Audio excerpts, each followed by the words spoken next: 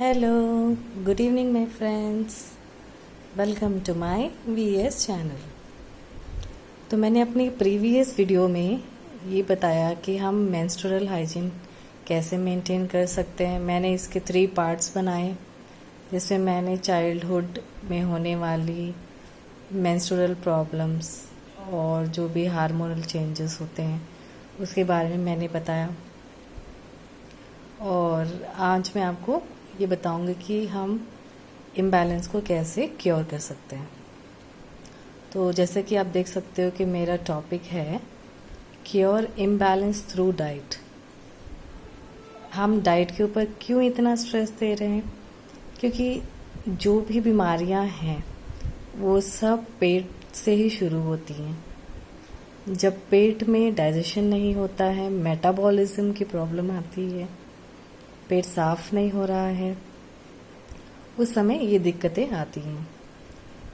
और अगर मेटाबॉलिज्म में प्रॉब्लम आ रहा है तो इससे हार्मोन्स भी फ्लक्चुएट होते हैं, कभी कम बनते हैं, कभी ज़्यादा बनते हैं। इससे हमारी एंडोक्राइन सिस्टम भी डिस्टर्ब हो जाती है, पिट्यूटरी ग्लैंड हमारी डिस्टर्ब हो जाती है।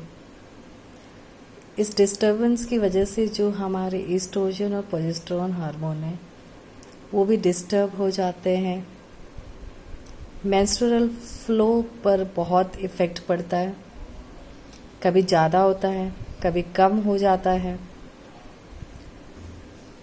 तो इसके लिए हमें क्या करना चाहिए? हमारी जो लाइफस्टाइल है, हमारी जो डाइट है, ये सब हमें ना बदलना चाहिए। तो हम चलते हैं अब हमारी नेक्स्ट स्लाइड में। मेरी नेक्स्ट स्लाइड में जो मैं ये कहना चाहती हूँ कि इसके सिम्टम्स क्या हैं हार्मोनल इम्बैलेंस के।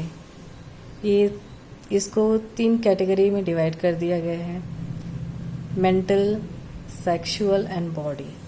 अब ये हार्मोन इम्बैलेंस जब होता है तो कैसे कैसे ये तीनों हमारे पार्ट्स पे कैसे अफेक्ट करता है वो इस स्लाइड में है। इससे ये होता है कि हमारे मूड स्विंग होने लगते हैं, हमारे इमोशंस, हमें गुस्सा आता है, कभी कभी हमें हेडेक हो जाता है, और स्ट्रेस जो डेवलप होता है उससे कॉर्टिसोल करके हार्मोन्स रिलीज होता है, जिसके कारण ये स्ट्रेस डेवलप होता है। तो माय फ्रेंड्स, बिल्कुल भी स्ट्रेस मत लीजिए, आप इसे अपने डाइट से ठीक कर सकते हैं। नेक्स्ट कमिंग टू सेक्सुअल, इसमें ये होता है कि अगर हार्मोन फ्लक्चुएट हो रहे हैं तो इनफर्टिलिटी एक इश्यू हो सकती है।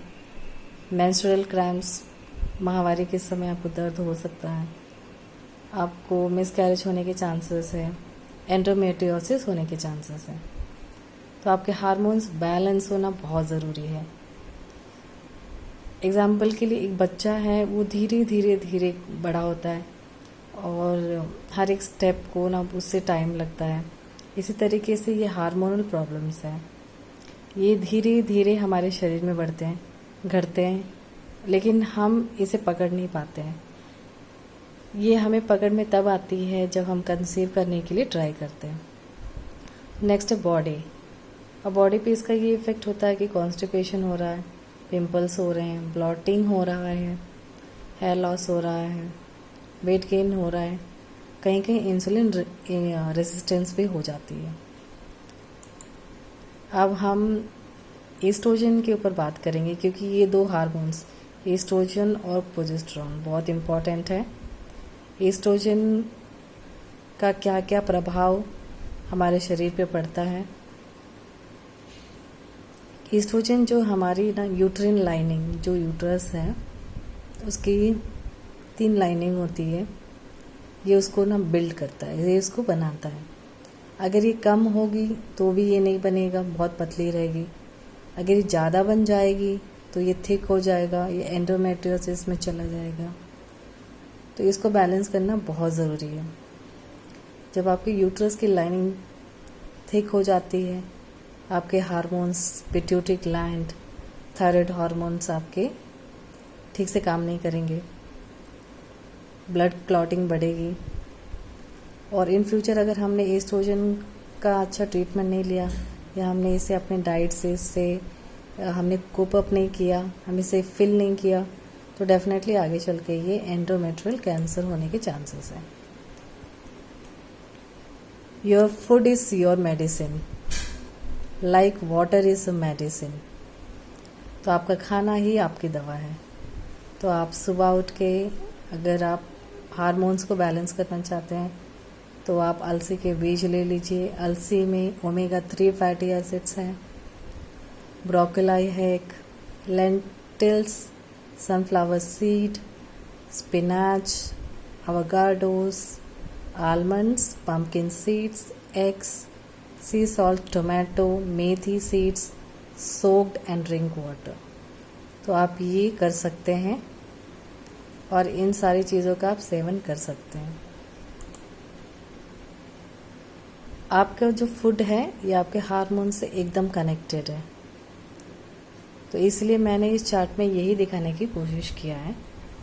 ये है मेथी के बीज, ये अलसी के बीज, और ये हार्मोन्स को जो बैलेंस करते हैं ये फूड है।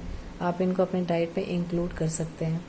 ये स्पिनाच जूस, और आपको विटामिन सी, जो भी एंटीऑक्सीडेंट, एंटी इन्फ्लेमेटरी जो फूड है, आपको इन्हें ज़्यादा से ज़्यादा इंक्लूड करना है।